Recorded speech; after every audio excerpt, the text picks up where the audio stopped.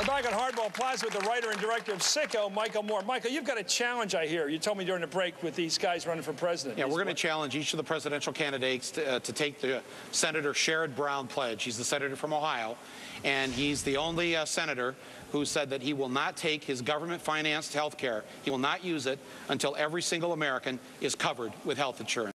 And so I would like each of the presidential candidates to take that same pledge that Senator Sherrod Brown. Where will you administer this oath? I mean, where's this going to happen? They're not going to do it, of course. Well, you don't think so? No. No, because they expect to lose any most of the candidates would do that. And they expect to serve in the Congress for the rest of their lives, and they need the health insurance. Oh, well. Ron Paul already did it.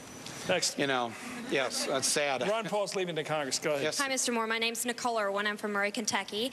Many people view you as an extremist, and because they're so focused on this radical perception, it seems like they focus more on you than the issue. Do you feel like this is a problem, and if so, how do you fix it? Yeah, I've always wondered why some people feel that way. I mean, because I've made, 3 or 4 films.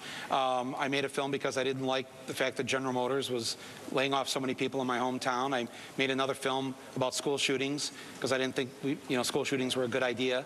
Then I made a film, and I said on the Oscar stage at the beginning of the war that we're being led to war for fictitious reasons, and that upset a lot of people, but I told the truth.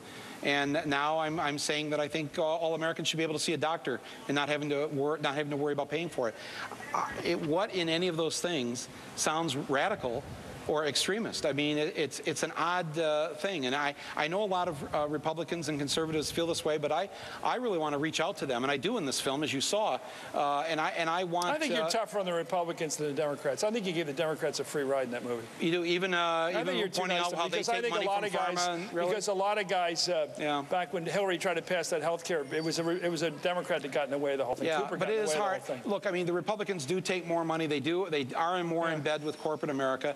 But actually, this weekend, Chris, I'm doing. By the way, the Democrats gave the president his majority on the war. Yeah. People like Hillary and Biden and Edwards, they all voted for the war authorization. Oh no, so everyone knows that. They play ball.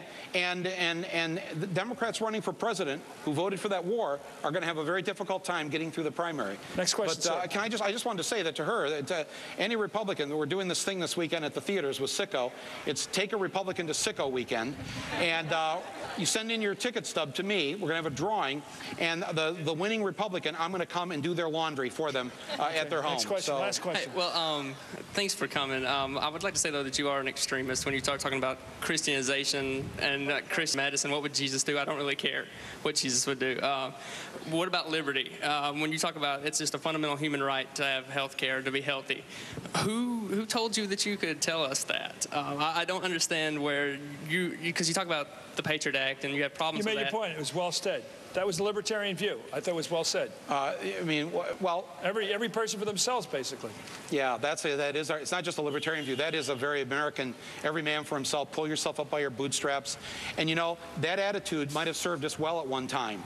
But we're not going to make it through the 21st century if we don't start behaving as if we're all in the same boat and we sink or swim together as Americans. Michael Moore, thank you very much. We'll be back right here tomorrow live from Hardball Plaza. See you then.